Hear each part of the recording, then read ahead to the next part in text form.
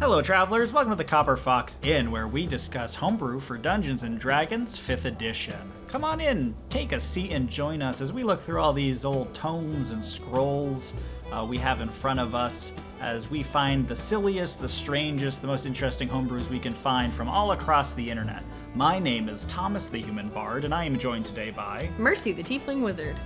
Onog the Half-Orc Barbarian. Are we starting? Yeah. Bean, get over I'm here! at the bar. I'm waiting for my nachos. Bean! No nachos, get over here! Okay, they were weirdly expensive anyways. I'm Bean the Rock Gnome Rogue. Bean the Nacho Rogue. Bean the Nacho Rogue. Whose rogue is Bean? Nacho Rogue. Oh, that's right.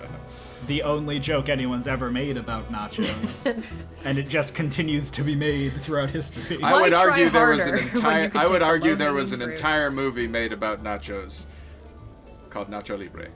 It's not That's about not nachos. a- It's not Th- about nachos. But It's not about nachos, it are is you about kidding nacho. me? But there are many jokes about chips and or Mexican Nacho? cuisine. I would argue that as Bean the Rock Gnome Rogue, I exude a lot of nachismo.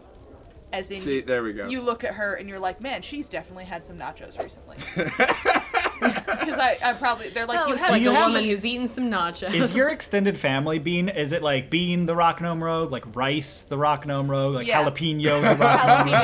jalapeno, yeah. Street corn the My- rock gnome rogue? My uncle Guacamole. Guacamole, yes, your uncle. Uncle Guac, as we call him. Uncle Guac. Today on the Copper Fox Inn, Onog It's like has... Grunkle, he's your guackle.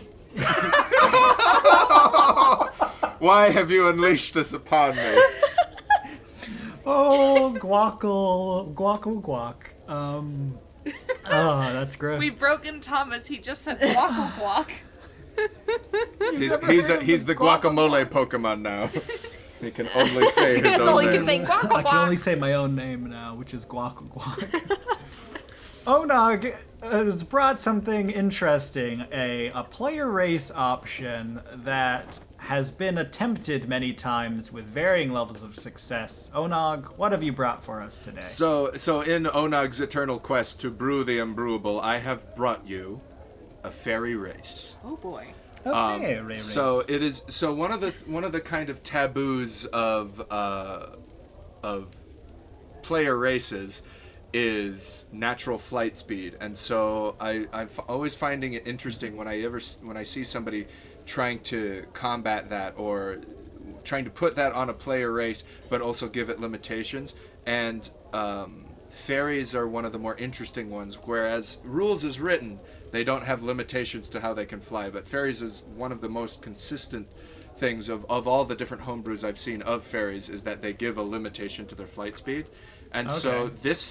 this particular fairy race is probably one of the more interesting and unique takes I've seen on it, where not only does it have sub-races, but it has two different modifications to each sub-race that can be done. Okay. Oh kind of a boy, thing. we're So- gonna get deep in it today, folks. Yeah, so this is I do want to also go point ahead. out real quick that fairies are the perfect storm of the thorn in the side of Wizards of the Coast player race options. They're flying, they're a weird size, they Yeah. theoretically should have some kind of magic baked in. All these problems that Wizards of the Coast does not Yeah. like putting in player Yep. races. Yeah, and so with this is brought to us by Reddit user Captain Deathcap, and it was posted to the D&D subreddit. And on this post, he actually posts a couple of different things that we might be able to get to talk to. But one of them was he posted a fairy race. Additionally, rules for playing a tiny character, which is a little bit shorter. And Okay, I can cool. share that. Supplement, sure. Yeah. So these are tiny. Yeah, so fairies are a tiny player race, and that was one of the things that Love I it. was most intrigued by, is that it's not like, oh, you are a fairy born and you're a small person that can fly sometimes. It is, no, these fairies can fly and these are tiny, and that's one of the things that is their defining traits, and so I'm curious to see how people handle that. So Sure. in the actual fairy race, they're shy, playful, and mischievous. They're the pranksters of the magical world. They hail from the Feywild and things like that. So they are the tricksters, kind of a thing. So with this, the fairy traits here Because they are tiny and elusive, their dexterity increases by 1. Okay. Okay. And let's see, age doesn't particularly matter, and alignment doesn't particularly matter, but they're probably going to be natural chaotic as they spring from those chaotic magical fey origins kind of a thing. Okay, yeah, sure. But size, adult fairies stand between 1 and 1.5 feet tall. You weigh no more than 10 pounds, and your size is tiny. So a fairy can be picked up by a mage hand. Mage hand, yes. You can stuff like 5 fairies in your pocket, essentially. Yeah. They can all live there. So you have a base walking speed of only 10 feet. And it's interesting. Wait. Technically, I think up to like 5 or 6 fairies could fit in each cheek of the squirrel barbarian. No! Oh no! Which is a horrible I'm idea. it reminds me of the bee rogue, where he just and like so But it's a fairies come squirrel spewing barbarian. forth from his mouth. Just like into the microphone. Yeah, I sure did. She had to get the effect. Yeah, just That'll be great to hear, ladies. Great. glad I'm not welcome, editing. All right, so with this, and it is interesting to note that it doesn't bring up their fly speed at this point, but that will be brought up later as one of kind of the sub-genre of fairy. Okay. So they all naturally have fey ancestry. They have advantage on saving throws against being charmed, and magic cannot put them to sleep. They are also humanoid fae. They are. This is something that was kind of introduced in the Guildmaster's Guide to Ravnica. Is that there are combo races where they are both considered humanoid for the purposes of spell casting and abilities and things like that, but also they are considered fae. So they'll show up on like detect. They'll detect good and evil. Yeah, or detect whatever. good and evil, but they can still be affected by like hold person or things like Okay, that. Whereas a fae wouldn't have, because they are not humanoid necessarily. Yeah. Kind of a It's thing. a very important thing to think about if you ever make a player race and you try not to make them humanoid, is you're making them immune to a lot of stuff. Yeah, you're making them immune to a lot of base level early spells, and which is in and of itself very powerful. Definitely. So now you see me. The miniature body allows you to effortlessly hide behind nearly anything. You are proficient in stealth. Okay. Are those separate abilities, or is that flavor to be proficient in stealth? I think that's trying to say it to be flavor to be proficient in stealth. At first, when I was reading this, I thought it was similar to the Lightfoot Halfling, where they Yeah. have the ability to hide behind a creature that is one size category larger. I think at a certain point, everyone has that ability if it's size category 2 or larger, but the halflings are particularly nimble in that they can hide behind something that is only 1 point bigger. Okay. Giving the fairies proficiency in stealth may seem a little odd, but this is just how this brewer has interpreted that aspect of the fairies. Yeah. But yeah, so let's see here. Now you see me. Feeble. Your small body makes you unfit for feats of strength. You make strength checks at disadvantage. Ooh. Okay, that's fair. Yeah, and You want to play a tiny race, you got to pay the toll. You They gotta don't pay have the toll. ant rules where they can like lift a billion times their bodies. Well, and They that's have the a thing. proficiency it's in strength checks. yeah, it's like you could have proficiency in athletics. You could even like somehow like they could be a fairy rogue that is like has expertise in athletics. They can still do feats of strength, but they're just like they have to overcome their own natural Yeah. weaknesses for that. I do like. and go ahead. Oh, so I just like that this is better than saying like you have -2 to strength. Yeah. Because Oh yeah, I mean, yeah, we pretty much stick away from that in 5th edition these days. But No like, one wants with to the- keep track of those numbers. Sure, but like they came out with the orc race, and those have like -2 to minuses. intelligence. The kobolds Yeah. also have -2 to strength. And so I like giving disadvantages to the racial things, because you're like, yeah, if you're tiny, you can't just go around being strong all the time. But you could, if you, like Onog said, you overcome Yeah. the issues that And Yeah, like sure. the image that brings to me is Tinkerbell in the hit 90s movie Hook, where she literally picks up things like 8 times her size. it's hard for her, but she can. Yeah, it's hard, but it's something she can do. So it's like it's something you can overcome, but it is still something that you are put at a literal disadvantage for. Definitely. Languages, you can speak, read, and write Common, Elvish, and Sylvan. And your handwriting is 75% smaller. It's really flavor text. I guess you could Yeah. write big on purpose if you wanted to, But yeah, that's one of those things where it's like, I mean, yeah, they're tiny. Sure. They're gonna write tiny. I like, Okay. There's no mechanic for that, but I love that. Like, just it's the good. just the Senor Chang, I'll allow it. all right. So now we get to one of the first alternate options is winged versus flightless fairies. Okay. So winged, your winged fairy gains 2 additional traits. Flight, you have a set of insect-like wings of your choosing, granting you flying speed of 30 feet. Your wings can carry you no higher than 30 feet above any solid or liquid surface, and you cannot fly in medium or heavy armor. Okay, that's a pretty... Like, that deals with a lot of the problems people have with flying in a pretty reasonable way while still letting you And it's feel a very, like you're able it's to just fly. a very simple thing of just, Yeah. you can't go higher than this. Yeah. I mean, with having such a slow walk speed, it's almost more like it is just kind of allowing them to walk. Keep up. But yeah. they are just, like, they're tiny, and now they're the same height as you, and they can keep up with you. It's just that they're flying in that space. Uh-huh.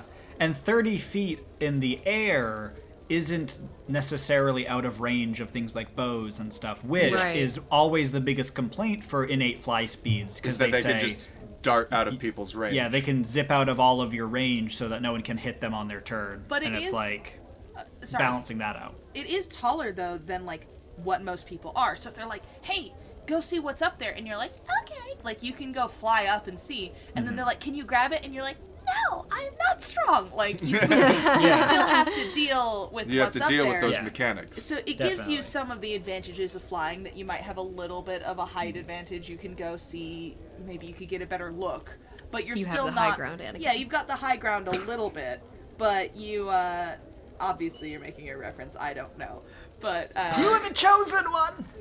That's right. okay. You haven't seen oh, the thing. Anakin, I thought you said you have the high ground anime, and I was like, I don't remember that being in an anime. It's my, You my haven't favorite seen that? anime show, You Have the High Ground Yeah, Anime. You have the high ground anime. Sorry. Plus Ultra.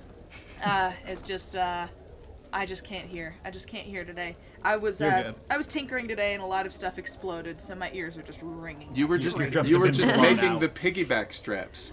What explodes They when you make exploded. that? I don't know. I was trying to make that ejector part that you wanted. All right. And additionally, with flight, you gain fairy dust. Your wings cast off a shower of sparkling dust reminiscent of a tail of the shooting star. You make dexterity stealth checks at disadvantage whilst flying. In addition, you have advantage on charisma persuasion checks against creatures you sprinkle fun. with Oh, that's the dust. fun. So it's I like like a that a little, lot. it's a buff, but also a debuff.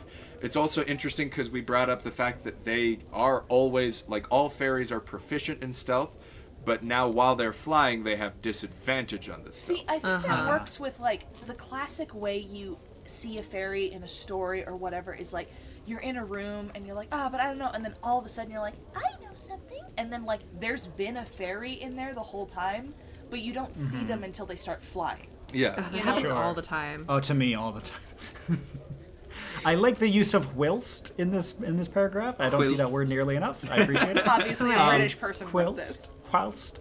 But I think there is a charisma. I mean, is there any limit to how much dust you have or how often you can use this? Because that's just the friend spell Yeah. with no downside That is, forever. and that is was something I was going to bring up. The upside, however, is just the friend spell with no I mean, downside. you do have to fly over the person and sprinkle a visible dust upon them, so maybe they're going to be like, hey, stop that.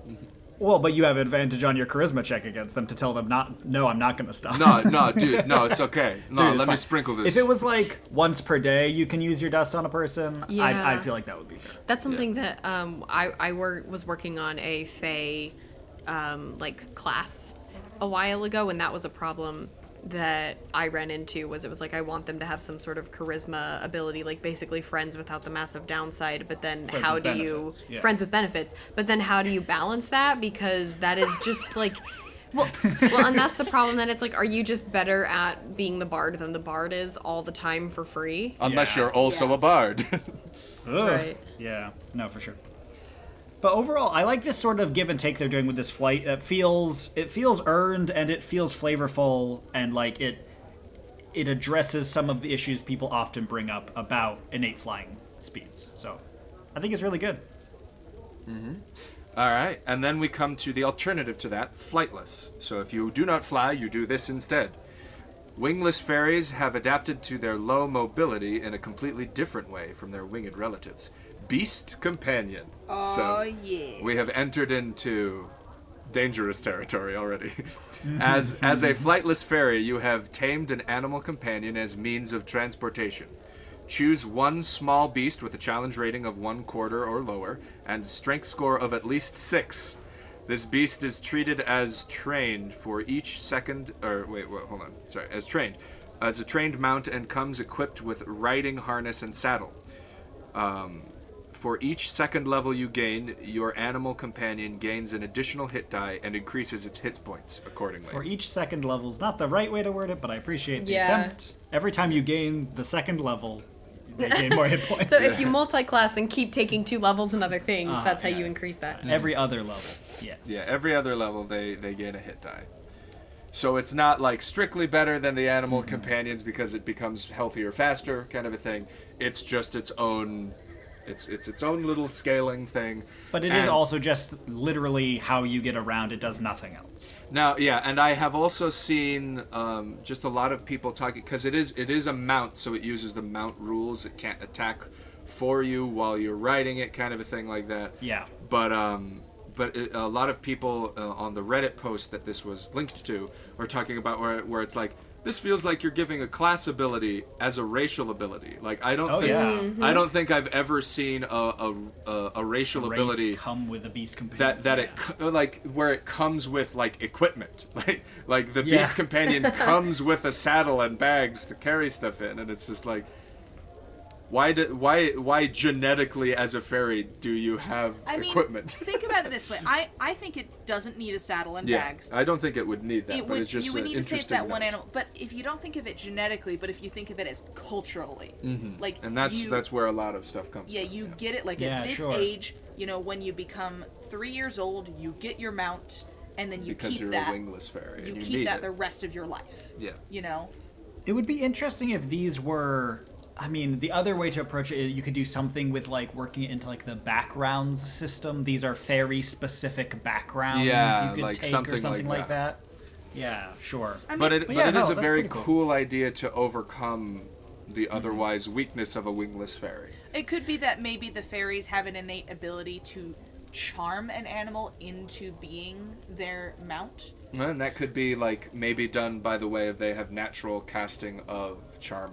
Yeah. Another way to handle animal this is companion or something like that. giving them an ability that is a buff to animal handling checks made to ride an animal that meets certain criteria. So then it's less about their one animal, and they just are always jumping on some squirrel that's nearby. Exactly, yeah. If you just make it so that they can always ride on an animal, and then they can just get a pet, because that's a thing anyone can do in D&D. Yeah. But that, I think, makes it feel like it makes more sense to me as a racial ability. Sure. Yeah, I mean, it could say that you are encouraged to have a pet, and you can easily, like, fairies easily can convince an animal to stay with them and be their mount. Yeah. But the ability of being a fairy and being like, let's go, and you're able to just charm the nearest animal to you that fits that bill, and then, like, jump on it and, like, ride away. Yeah, is like fun. one of the racial abilities of the Yuan-Ti are they have infinite spell casting of, like, animal friendship on snakes. With snakes specifically. With snakes specifically and only, so they can cast it as many times as they want, but it only works on snakes. So I could imagine a similar thing happening to this, where you can cast animal friendship, but only on small creatures. Yeah. Yeah, no, that'd be kind of cool. I like that a lot. All right, what are these 2 sub-races, Onog? Let's round this out here. So the sub-races are the Pixie and the Sprite, which are both creatures that can be found in the monster manual. Is it a Sprite Cranberry? You want a Sprite Cranberry? I like Sprite Cranberry. I'll have one. It's the best time of year. See, Thomas, I don't think you've gotten your spectacles cleaned properly. I am glaring at you with all the hatred of all of my histories. Yeah, Thomas, why So you're telling me you want a Sprite Cranberry? What I'm saying is, shut up. So, Pixies. While the arrival of visitors piques their curiosities, Pixies are too shy to reveal themselves at first. Let's see. They study the visitors from afar and gauge their temperament or play harmless tricks on them or measure their reaction. So, these are the trickster kind of pixie characters, your standard Tinkerbells kind of a thing like that. Sure. So your ability to score improvement. Your childlike innocence causes your charisma score to increase by 2. Pixie invisibility. You can cast invisibility on yourself at 2nd level without expending a spell slot. You must complete a long rest before you can use this feature again.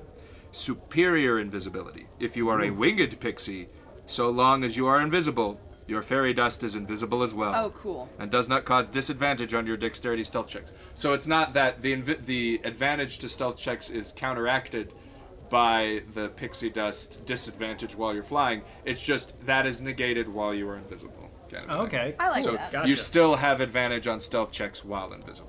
This is the slippery of so far. This is the slippery This is of the the the fairies. sneaky boy.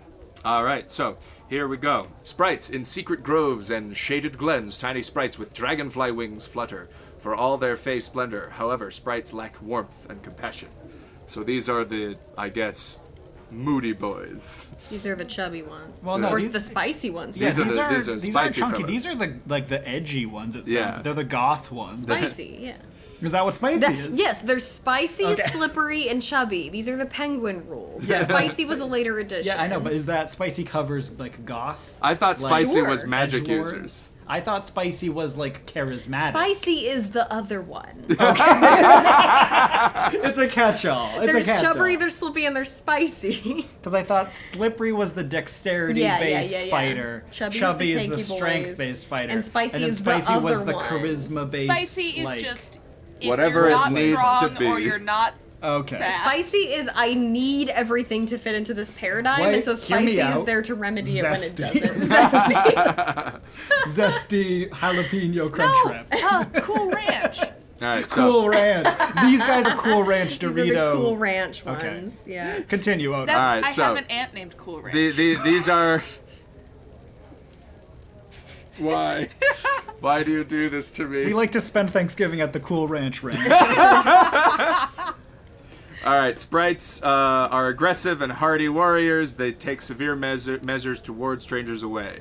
So let's see. So the ability score improvements for these fellas, or ladies, I guess. There is just a guy in the art on the monster manual. Your dexterity and intelligence score each increase by 1. So you have a 2 dexterity and 1 intelligence. Okay, sure. Sprite weapon training. You gain proficiency with all light weapons, blowguns, and poisoners' kits. You gain proficiency with all citrus sodas.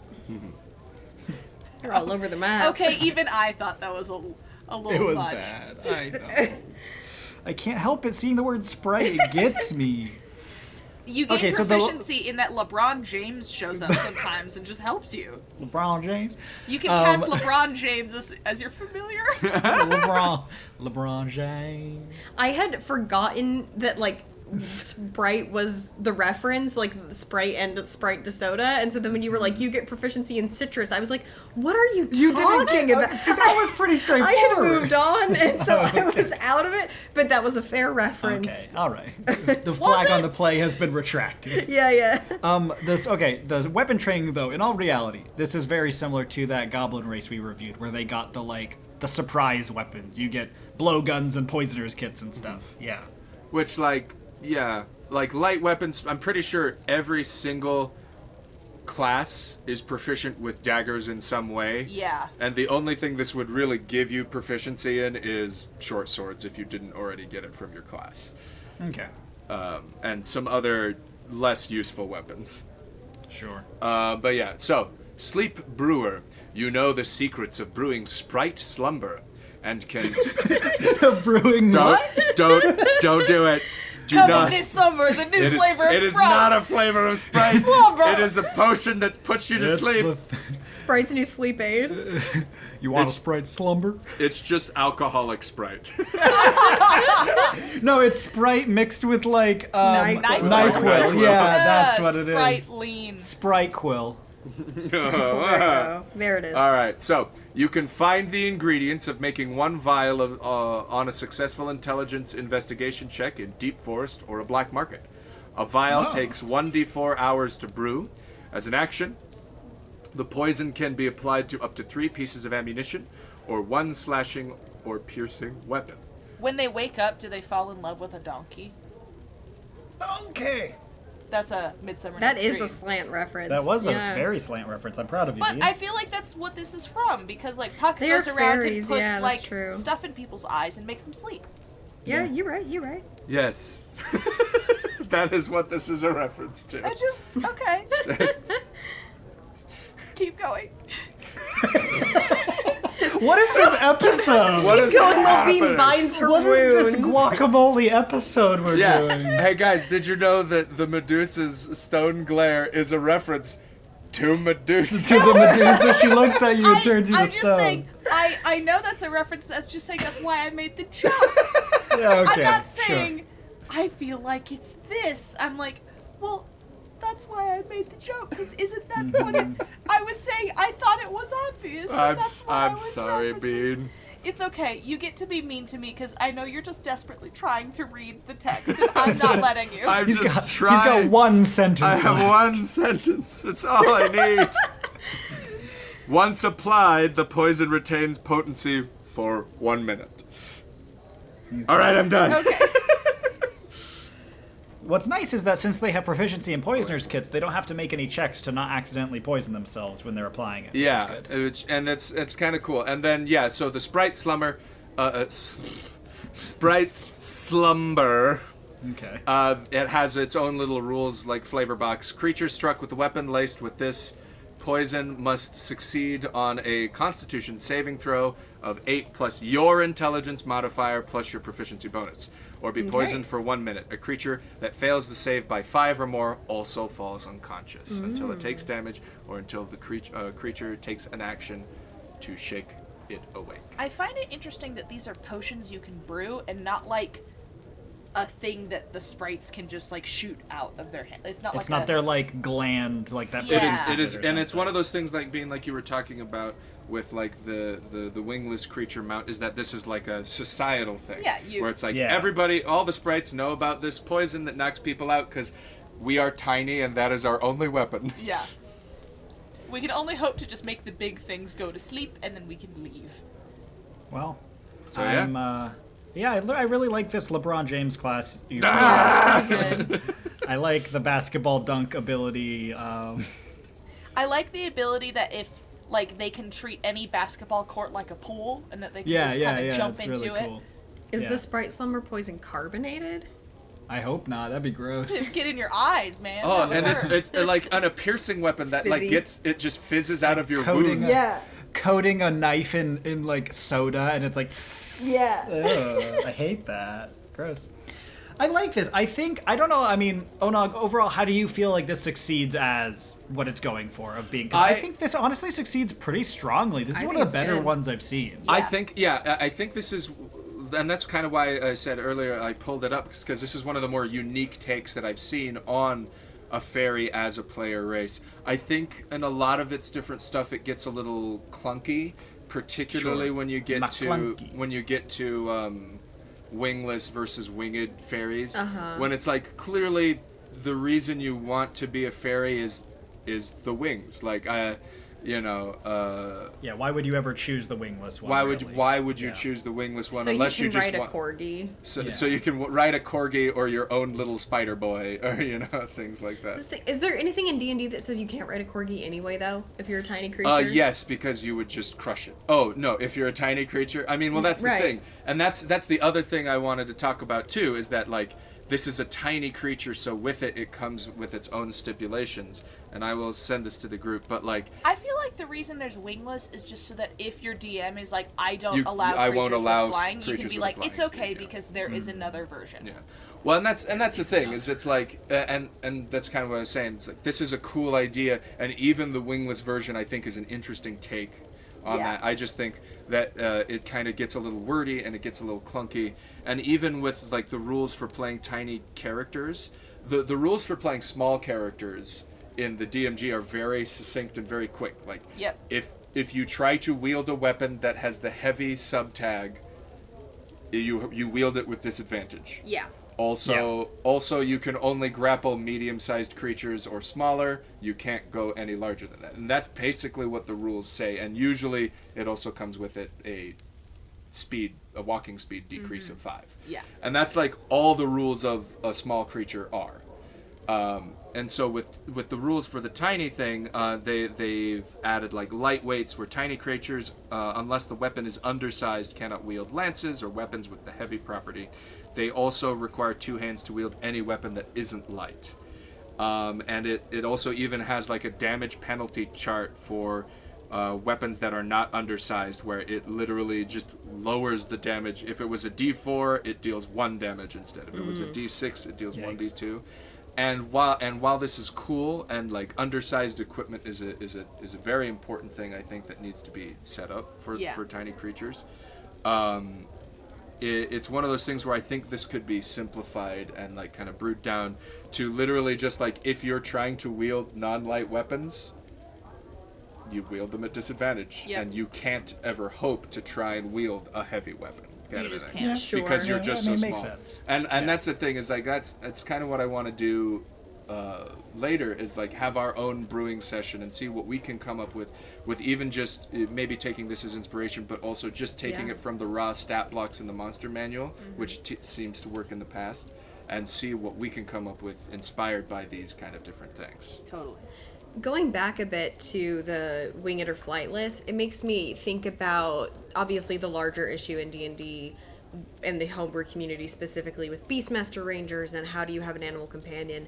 And it makes me think of the whole can you pet the dog thing in video games, where obviously, yes, definitely, some players want to have an animal companion that is specifically how they fight. Like, they fight through this animal, it's a combat animal. But a lot of people, I think, just want to pet the dog.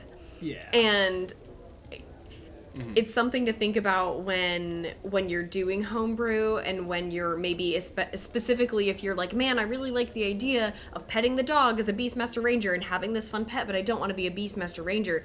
You can just have a pet. Like there is no rule that says you can't just be friends with the animals. Yeah. And I think that that's something to remember as a homebrewer. Recently, I made a ranger for a game that Thomas was running, and the two of us kind of homebrewed together some rules for me to just have this pet, so that I'm not a Beastmaster, but I get that kind of imagery and flavor of it. And I think that that's just something to bear in mind whenever you're doing homebrew, that it's like, you can just pet the dog. That creature is like a hawk, right? Like it's a red-tailed falcon or something like that? Yeah, it's a falcon, And so, and that's the thing, is like, it can, a lot of people, I think, try to overthink certain things. Right. And when, it's kind of like what we were talking about before, where on our end, like, we wanted to overthink the stealth aspect of being a fae, or of being a fairy, but this person's response is just like, nah, you're just proficient in stealth. Like, it's that's like, all you that's need. simple. Yeah, and it's one of those things where it's like, sometimes that's literally just the answer. It's like, if you want to have a beast companion, sometimes the answer is you're just proficient in animal handling, or you know the animal friendship spell, and it's sometimes just talk it's to your just as DM simple and agree as that. on it, and just be like, hey, can I have a pet that I have a relationship with? And your Yeah. DM will be like, sure. And so that's the thing where it's like, I don't know if you even need, like, I personally wouldn't ever pick Flightless, because I'd be like, wait, why can't I just... I could be a winged fairy and have like, a pet dog. if everybody else can buy a horse to ride, why can't I get a dog to ride? It's like, why can't I do that anyway? Yeah, exactly. Yeah, those are some good points to bring up. Overall, I like it. I think there's a lot of really good creativity on display here. Thanks, Onog, for bringing this to us. We'll make sure to link it down in the description for everybody listening at home. And I think that's where we'll wrap up our discussion of the fairy player race option here. So if you like that, or if you have, if you've enjoyed our content here, remember to like the video, subscribe to the channel for future content. If you have thoughts about fairy player races for Pixies or Sprite Cranberry or whatever, comment below with your ideas about how to treat things like flight and the stealth proficiencies and all that, and those kinds of aspects of the character. in the comments and give us your feedback on that. And we will, I don't Love know it. where I was We'll going be with so that happy. sentence. Guys, by the way, here are the nachos. They Oh, finally got the here. nachos. Finally, Yeah. thank you. Took forever. This is. I just wanted to make a joke about, like, why is your Uncle Jalapeno lying on top of my nachos? But it's not that good That of a is a joke. li- so- it is. I don't know if that reads. No. I mean, we make that joke like every time we order nachos as a Uncle family. So Jalapeno, it's get out of the nachos. And he's like, I don't even like nachos. But Stop Uncle making that Guacamole, joke." get in the nacho. Oh yeah, Oh, yeah. my family's very weird. I don't know if you had picked up on Please leave the tavern. They won't Guacamole. stop talking if you don't leave. Until next time, keep on adventuring. We'll see you later. that. Hey, That one got away from us a little bit. I do love the idea that the outro is like Onog forcing the audience Get to leave. out. Just go. What are you Leave. doing? The movie's over. The movie's over. they're movies. All right.